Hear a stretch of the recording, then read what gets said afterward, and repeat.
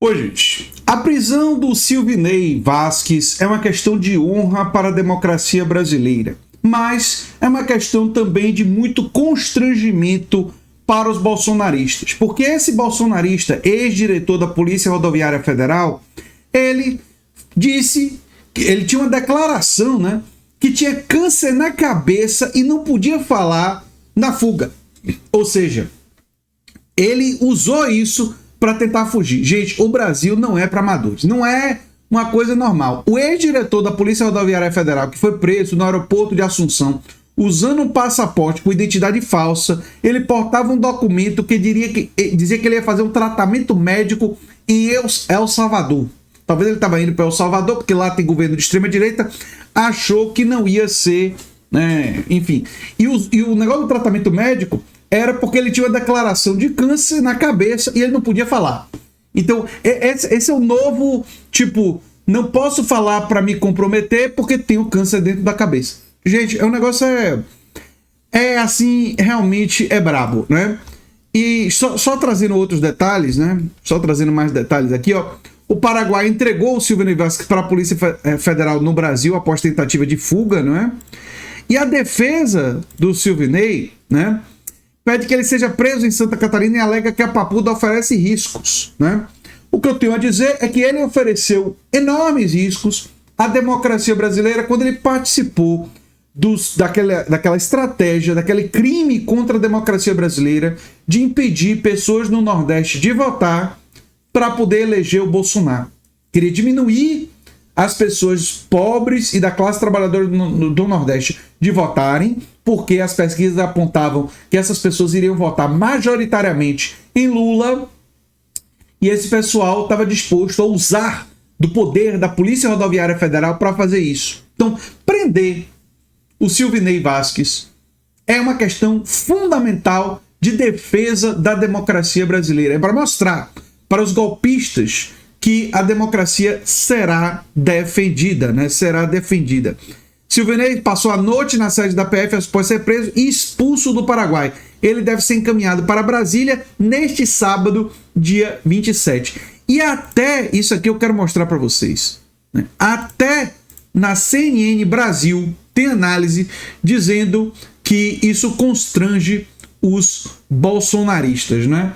Eu vou mostrar isso aqui para vocês, né? Eu vou mostrar isso aqui para vocês e nós vamos assistir, né, a análise do Pedro Venceslau e comentar, né, na CNN Brasil que os bolsonaristas estão constrangidos. Mas eu tenho minha dúvida se estão, porque será que os bolsonaristas, depois de tudo que aconteceu no Brasil, ainda têm vergonha para estar constrangidos? Essa é uma questão, tenho lá minhas dúvidas. Mas vamos ver isso daqui.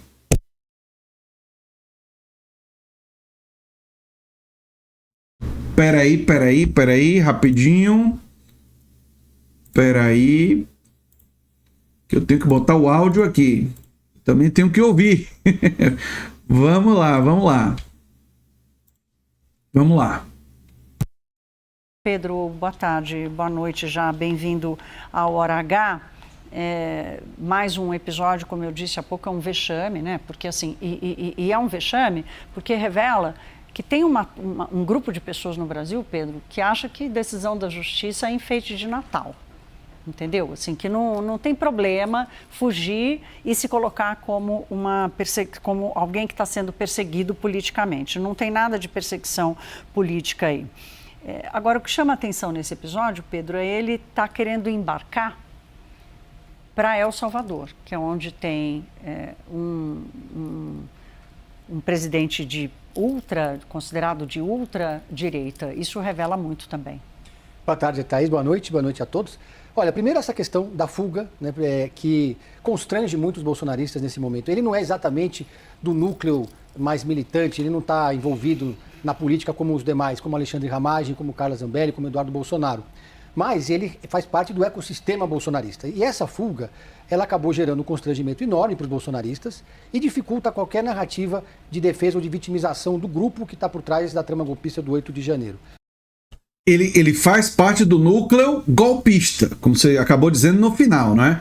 Ele faz parte dos elementos centrais da tentativa de golpe, que foi o uso da Polícia Rodoviária Federal para subtrair. E eles fizeram. Eles não foram bem sucedidos, mas essa parte do plano golpista foi executado, ele aconteceu. Só não aconteceu, digamos assim, na sua escala total, porque teve a ação do Supremo Tribunal Federal para impedir, para parar que eles fizessem isso. Mas eles, no início do dia, eles conseguiram evitar que muita gente não votasse, e é possível que a vitória de Lula tivesse sido ainda mais folgada se não fosse por atuação de gente como Silvinei Vasquez.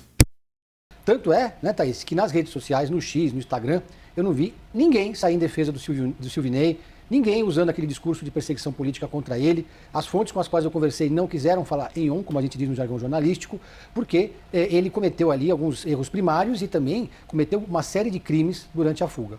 Sobre a questão do Nayib Bukele, que é uma referência, um ídolo do bolsonarismo, esse era o destino final do Silvinei. Ele fez uma aposta ousada, porque ele poderia ter parado e ficado estacionado no Paraguai. Exatamente. Imagina se ele tivesse resolvido ficar, não, vou passar uns dias aqui, levar até os cachorros e se ajeitasse com mais tempo, né? Provavelmente a gente ia saber dele lá já em El Salvador, e aí, bom, aí a história é contada. E o presidente do Paraguai também é de direita, tudo bem, não é tão de direita quanto o Bukele, mas é da mesma linha do Milei, alinhado também com o Donald Trump. Ele podia bater na porta da embaixada de El Salvador no Paraguai e pedir um asilo político. Criaria-se uma situação, ia ter um debate sobre diplomacia, bom, mas ele optou por uma fuga tosca, né? Como você disse, acho que essa palavra define bem a fuga, com um passaporte falso, enfim, cometendo uma série de crimes. Dizendo que tem...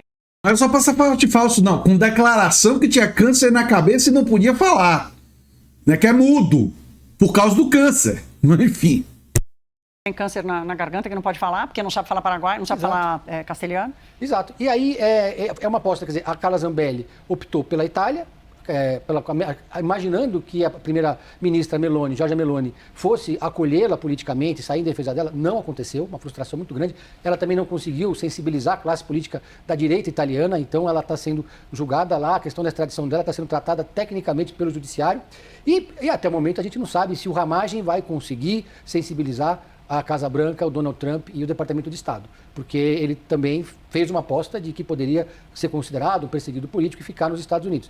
Nesse momento em que a relação do Brasil com os Estados Unidos, do Trump com Lula, é uma relação boa, e não sei se Trump assumiria esse desgaste político com o Brasil para manter lá como uma espécie de asilado político o Alexandre Ramagem. Então, porque inclusive ele está sem passaporte, né? Está sem passaporte. Então, assim, foram apostas que esses personagens do 8 de janeiro fizeram e que não se mostraram corretas, né? Porque nenhum deles conseguiu mobilizar essas lideranças. Não houve uma declaração. A primeira-ministra da Itália não se manifestou, nem sinalizou, nem ela, nem o ministro da Justiça da Itália, ninguém. Nem se envolveram, né? Não quiseram.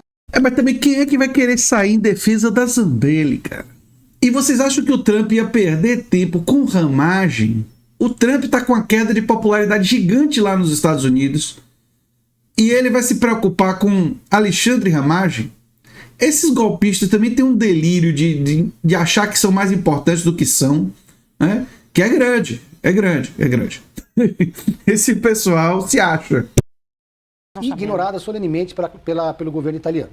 Né? E lá, até agora, o mesmo acontece com Alexandre Ramagem, apesar de Eduardo Bolsonaro estar nos Estados Unidos. E daqui a pouco pode ser a vez do próprio Eduardo Bolsonaro, porque agora ele também fica com esse problema do passaporte, não tem mais muita função lá nos Estados Unidos, já caiu. Não vai ter mais salário, porque perdeu o mandato. E nesse momento que os Estados Unidos fazem uma ofensiva contra os imigrantes, dificultando a vida de quem está querendo viver nos Estados Unidos, seria seria incoerente, inclusive, né, o Donald Trump permitir que ele continue ali nos Estados Unidos sem que haja uma justificativa. Mas você sabe, Pedro, que eu já ouvi também o seguinte, né, que talvez seja assim, o Donald Trump fala assim, olha, eu reverti muito, mas deixa o menino aí, o filho do Bolsonaro aí, porque ele é muito próximo a Steve Bannon, que apesar de não estar na Casa Branca como esteve no primeiro mandato, que é um grande aliado, é um dos fundadores do movimento MAGA, o Make America Great Again, que elege Trump pela segunda vez, meio como assim, sabe, não, deixa, isso é pequeno, vamos fazer de conta que a gente esqueceu, depois a gente resolve o que vai fazer. Só o tempo vai dizer.